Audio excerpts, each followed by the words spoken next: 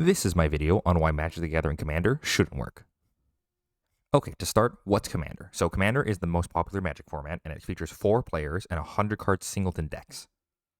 These decks are all helmed by the aforementioned Commander, the name of the format, which is a legendary creature that starts outside of the game in your command zone, and that you can cast from your command zone at any time. Your Commander also shows the color identity of your deck, meaning that you can only play cards of the same color as your Commander in your deck. It's the most popular Magic format amongst new players and veterans alike, and every new set, Wizards prints a new set of Commander decks, which allow new players to get into the game very easily. The format's origins, however, start with EDH, which stands for Elder Dragon Highland, a format originally made by judges to play between events or after they're done judging for their big events, and was all while playing cool and fun cards. The format was originally named after the 5 different Elder Dragon legends like Nicobolas or Arcady Sabathir, which were all 3 different colors, giving you the color identity that is popular in Commander today, and were also all legendary, sitting in your command zone as the head of the Commander deck. This is why in Commander you can win the game by doing 21 Commander damage or 21 damage with your Commander to your opponent. Because all of the dragons were 7/7s, you only need to hit a player with the dragon 3 times for them to die. This way they can make the format start with 40 life and have a still meaningful impact from your commanders in the command zone without you being able to be run over by any other well-statted creature. But the key here was this format was also a 4-fun format. Being an 8-mana 7/7 was pretty bad even back in the olden days. So by making the format 4 fun, it had a lot higher odds of you actually being able to hit someone with one of your iconic commanders. And it turns out over the years, Wizards continued to print cool legends, which weren't the best in constructed play like Scion of the Ur-Dragon here, but were great for Commander, giving you access to lots of colors and cool dragons for you to build your deck around. This also doesn't leave out the fact that very playable legendary creatures can also fit in your command zone and build a whole deck around it. Azuri, we saw a lot of play when it was in the standard format, but was still very great as a commander, as it made for a great elf lord. All of this background was really to define to you the soul of the format, was really to do cool things and have a fun time with cards that would otherwise not see a ton of play. This means that in most games, you were not really trying to do the strongest thing possible, just something that you thought would be cool or interesting to do. You can see this reflected in Commander's ban lists. Cards like Grizzlebrand or Channel are on the ban list because they don't really play for the fun of the entire table. It may be fun for you when you played on a Grizzlebrand and draw your whole deck, or use Channel to gain 39 mana on the second turn of the game, but that's not really fun for all your opponents when you immediately combo off and kill everyone at the table in one go. You can really see the soul of Commander, I think, if you looked at the themed decks which are built around something like Group Hug, where your goal is to not only help yourself, but to also help the other players at the table. Archetypes like Super Friends, which are all about getting as many Planeswalkers down on the table at the same time, so you can use many Planeswalker abilities all at the same time, helping one another do special things. And while this is good and all, this causes a really strange tension between players, especially when you're playing with people that you haven't played with before. Because it's a 4-fun format, what is and isn't okay to play is oftentimes up in the air when you're playing a game of Commander.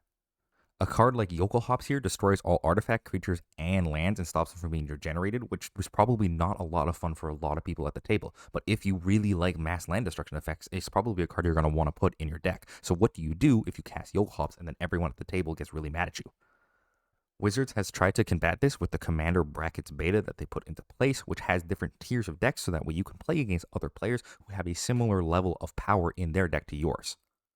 And whilst they do have the game changer list of cards, which are cards that don't really fit into any of the major categories in here, you'll see that including no mass land destruction or no extra turn spells is a massive list of cards that you can't really play in many of the categories that you just have to remember you can't put into your deck if you're playing Commander. The bracket system does generally work as a kind of catch-all for most normal players who aren't really doing things at a strange level, but if you have a lot of cards in your game, you're going to have a lot of strange edge cases that may or may not define as something like mass land destruction, chaining extra turns, 2-card infinites. It gets really murky really fast. Boyle, for example, says destroy all islands, which kind of counts as mass land destruction. If you're planning on destroying a blue player's entire land base, Boyle is a pretty good way to go about it. However, if you're playing Boyle against the mono green deck, it does literally nothing. So would you call this mass land denial? It's kind of hard to say. There's also another stranger tension, which is the price of your deck. If you can oftentimes put cards which aren't on this list into your deck, like Underground Sea here, which costs hundreds and hundreds of dollars to help make your deck better, does that make your deck more powerful? Is it upgraded or optimized because I included a bunch of fetches and duels in my deck, so that way I have the best possible mana base? It's hard to say. And this brings me to the even stranger tension you can see at the heart of the format of Commander, and you can see it no better than if you look at these 2 cards, which see tons of play in the format, Sol Ring and Manacrypt. Sol Ring as a card is an absolute icon of the format. Almost everyone plays it, and it is almost present in every single released Commander deck that Wizards prints. On the other hand, Manacrypt was recently banned in the format and saw an absolute ton of play in Commander before that point because of its power level for being basically the same card as Sol Ring but costing 0 mana. Both of these cards function almost identically, and they follow all the rules of what you want to do in the format. They're fun cards to play with, and they're fine cards to play against, as they only produce a lot of mana for your opponent to use. The biggest difference that I can see between the two cards is its price to power level. Sol Ring is super powerful, however, it is super easy to access, and it can almost be played by any Commander player because it's really easy to put Sol Ring in your deck. However, Manacrypt is extremely hard to access and costs an absolute ton of cash if you wanted to put it into your Commander deck. This causes a really weird tension where it feels like Sol Ring, given out by Wizards for free to every Commander player, is a must play in every deck and sees an absolute ton of play, whereas Manacrypt, a card that almost nobody has access to, is banned in the format simply because no one has access to it. But these cards ask a question to the table when you put them down. Manacrypt doesn't ask it anymore because it's banned, but when you play Sol Ring on the first turn of the game, it asks an important question to the table that everyone must answer. The question is, how many politics do you want to bring into your game? Because Commander is a multiplayer format at its core. You can see this present in a lot of cards. Sol Ring played on turn 1 definitely asked the question, but cards like Ristic Study ask the question almost every turn. Are you going to pay the 1 to stop one player from drawing the card? It's better for the whole table, but as an individual player, it is better if you don't play the 1 and play selfishly. There are entire mechanics like Will of the Council which rely on voting for each player, making collusion very easy and very common in Commander games. This will often lead to the phenomenon of having an arch enemy where one player plays a card and pulls so far ahead that all the other players at the table will be forced to gang up on them to stand a chance. Even if they have similar power level decks, if one player pulls too far ahead, it's oftentimes the other players that will have to combine their forces to pull them back behind. This level of targeting can even start before the game begins because of the fact that you start with your commanders in the command zone revealed. If you have a card like Thrasios Triton Hero in your command zone paired with another good partner commander, oftentimes you will become the arch enemy of the table from minute 1. And if you know anything about politics in games, you know that lying and betrayal become key aspects of things that you are allowed to do in the game. Is it good to lie to your opponent saying you're going to attack them and then actually attack somebody else? Or is it good for you to betray your opponent, say you're going to cast a spell to help them, and then you actually cast it to hinder him? It asks a lot of questions of you in the politics of the game.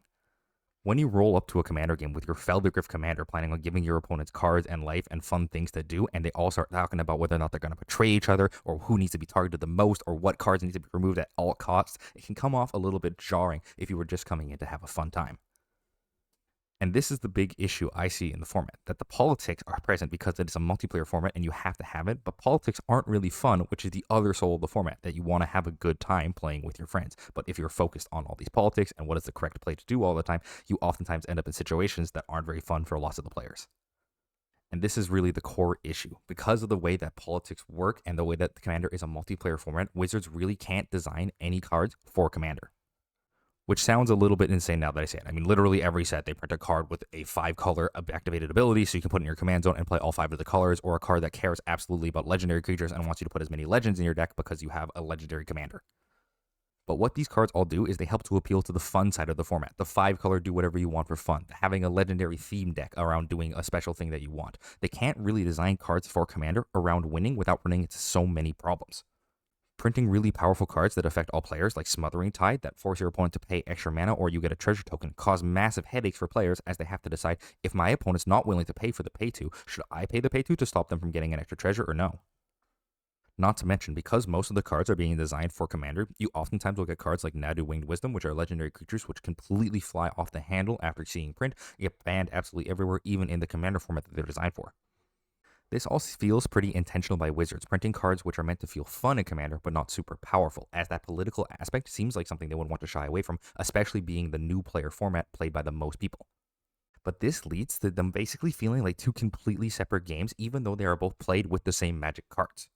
The 1v1 formats and the normal way to play Magic in any other format other than Commander are dominated by cheap spells like Thoughtseize or Monstrous Rage, which deal a lot of damage or pay life as some sort of cost and meaningfully impact the board or your opponent in a powerful way.